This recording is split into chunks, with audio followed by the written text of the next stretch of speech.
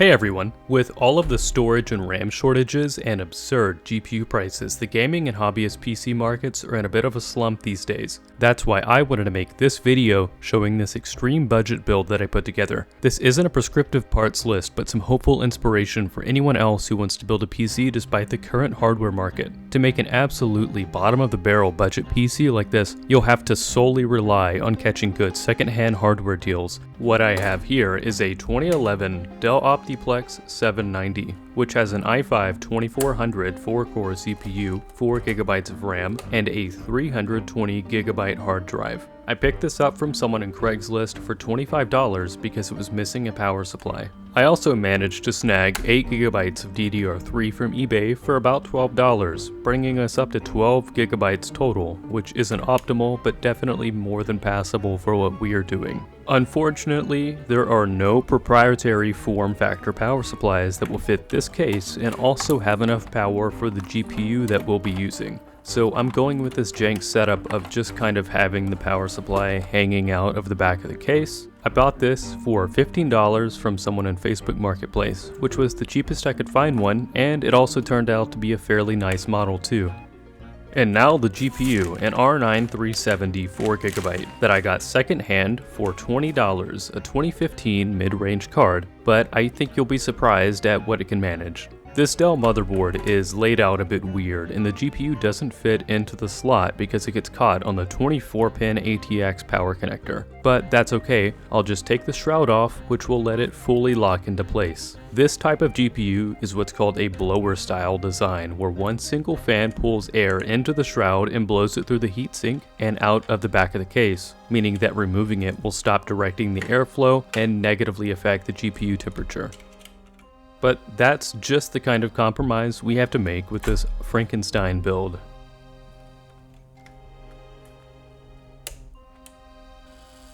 And look at that, booting up into the OS in the first try. It definitely isn't pretty, it's kind of a mess, but damn if it isn't a working gaming PC for $72. Before we get into testing this PC out, I just want to throw my opinions out there, my philosophy of the cheap PC. I've seen many of my friends over the years save for months or even years to build their first PC, and I think that's really dumb. While it's nice to have an RTX 5080 and a Ryzen 7 and play every game at 300 FPS, I think most people would have more fun playing games and playing with their friends with even a budget PC that they have a year or two sooner than saving up for a really good computer. Consider this PC a stepping stone, $80 now, so you can have fun in the meantime. A Spartan build to get you through until you can drop 3K on a real PC. This is an embrace of the gaming monk mode, and you'll be glad that you did it when you can finally afford 32GB of DDR5 in 2 years. I just did a fresh install of Windows 10 here and also went ahead and loaded up a few games for benchmarking and testing, but we're going to do some tweaking first. The amount of background memory and CPU usage from Windows out of the box is absurd. You can see here that this anti-malware service executable process is using a ton of CPU, up to 25%, and also quite a bit of memory. This is an annoying performance degradation on modern systems, but it's completely untenable on a machine like this. This process in particular is the Windows Defender background process, which will run even if you disable Windows Defender in settings. I'm going to run a couple of scripts that should clean this PC right up.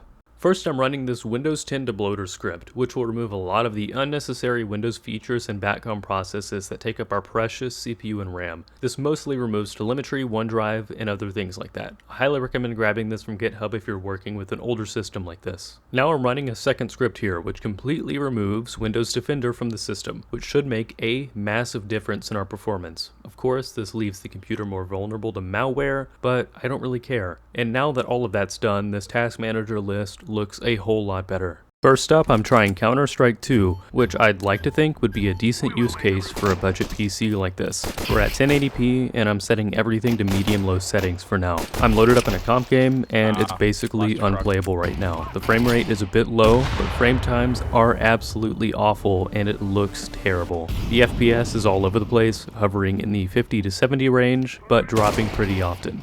I bumped the resolution down to 720p, turned up the anti-aliasing, and most importantly, turned up the fans. Apparently, these Optiplex systems have a really low proprietary fan curve that was frying the CPU. Now the fans are very loud, but our CPU is nice and cool, and keeping its turbo boost clock rate nice and high. I also pointed a case fan at the GPU, which seems to be underperforming, probably due to me removing the shroud that channels the airflow through the heatsink. Definitely not a great solution, but it's working well enough for now. CS2 is playing much better, the FPS is consistent, averaging in the 80s, but I think there's still a little bit more performance that we can squeeze out. I scoured the internet to find a bunch of developer console commands that should lower both the game's CPU and GPU usage, hopefully netting us at least like 90 FPS, which is what I would consider playable for a game like CS2. That all made a significant difference in not only the frame rate, but the frame time. It's probably hard to tell on the capture card footage, but this felt buttery smooth, 10 times better than the choppy-ish 80 FPS from before those tweaks. The frame rate was very consistently 90 to 100 FPS with basically no frame drops. Next up are a couple of games that I was incredibly impressed with, Modern Warfare 2019 and Modern Warfare 3. Here's MW 2019 at 720p all low settings. It kinda looks like Play-Doh, but the frame rate is in the 60 to 75 range. Almost no frame drops, and there's even a little more room in the 4 GB of graphics memory according to the graphics settings menu, so theoretically you could turn the texture resolution up a little bit and probably not lose out on too much performance. I was even more impressed by Modern Warfare 3, which at the same 720p all low settings ran at about the same frame rate as MW 2019, but actually looks really decent. FPS was in the 60 to 70 range, again very playable and enjoyable, and even a bit better than the PS4 for this game. I think Call of Duty games get a bad rep on PC for some reason, but they've always ran really well even on lower-end hardware like this. There is an elephant in the room here for Call of Duty. I tried to play Black Ops 7, but its anti-cheat Ricochet requires Secure Boot and TPM 2.0, which weren't standardized until after this CPU and motherboard are released. There are some software TPM2 emulators out there, but without Secure Boot you won't be able to play a handful of games including Black Ops 7, any future Call of Duties, Battlefield 6, Arc Raiders, or some competitive games like Valorant. Luckily, only a very select few games require either TPM2 or Secure Boot, so any non-competitive multiplayer game is open to us on this system. Lots of games will still run at 1080p, including Dark Souls 3 right here, running at 1080p low settings. We're getting decent middle 50s FPS and it still looks good and feels really great. I'm kinda surprised that it's running as well as it is, but here's the new Resident Evil 4 remake at 900p low settings. FPS hovering around 40 for the most part, which is about what I'm getting with similar settings in my Steam Deck for reference. Here's DayZ running at 1080p medium settings and our FPS is decent, but I think this is the perfect game to demo a really cool piece of software that's extremely relevant to older hardware like this.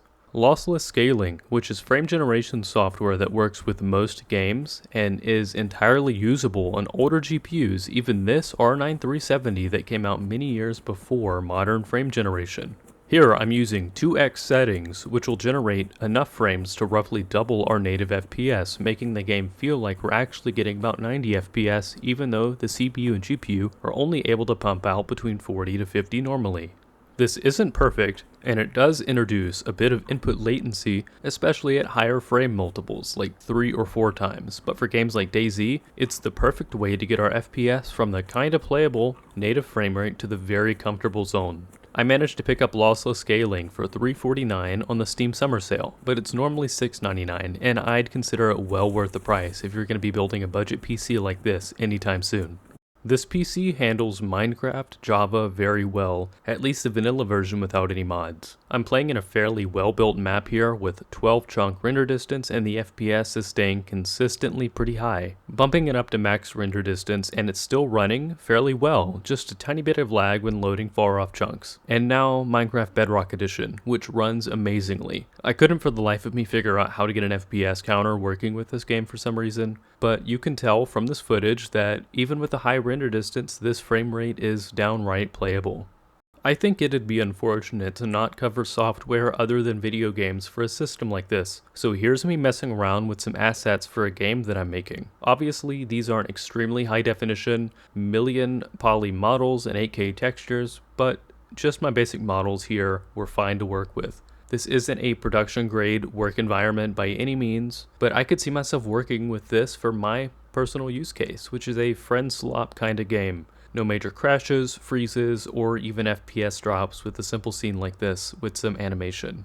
Unfortunately, the same can't be said for Davinci Resolve, which is what I use for video editing these days. I tried to put a few 1080p clips and some audio in the timeline, and it just about completely froze. Even setting the timeline resolution and FPS to a low number didn't make any difference. I think between the hard drive, the weak CPU, and the outdated GPU, modern video editing software, especially at any appreciable resolution, is going to fail on a machine like this. Davinci is incredibly prone to crashing and performance issues on subpar systems in my experience, even on my personal computer, which is quite a bit better than this. I didn't have much time to test out other video editing software, but I thought it'd be good to share this as a management of expectations. With that said, people did edit videos back in the 2010s with no problem, so I'm sure you can make it work with some older video editing software if that's something you'd want to do. In fact, I started my gaming channel with a similar setup, an i5 3570, GTX 660, and 8GB of RAM, so maybe even a little worse than this machine. And I was able to edit 1080p footage just fine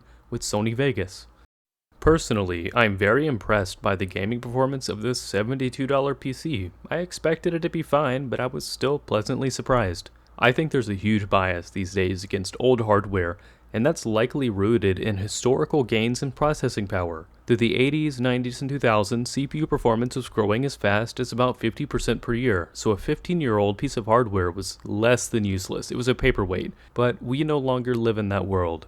Processors are definitely getting faster over time still, but at a much slower rate than before, and that rate will continue to decline over time, meaning that older hardware will stay relevant for longer and longer. All that I ask is that you don't knock a 10-year-old CPU if you find it for cheap, because it's probably just about fine. And on the hardware in this build, I did manage to find some decent deals, but nothing out of the ordinary, and if you're willing to spend just $20 or $30 more, I've seen significantly more powerful hardware for slightly more. We're talking RX 480s and 580s and 780 Ti's for like $10 more than I bought this GPU in my local area. With 16GB of RAM, an RX 480, and a CPU from 1 or 2 generations newer than this, you'd be able to play very comfortably just about any game at 1080p for a long time to come. Anyway, go forth and build great things, and subscribe to be here for the next couple of videos that I'm working on.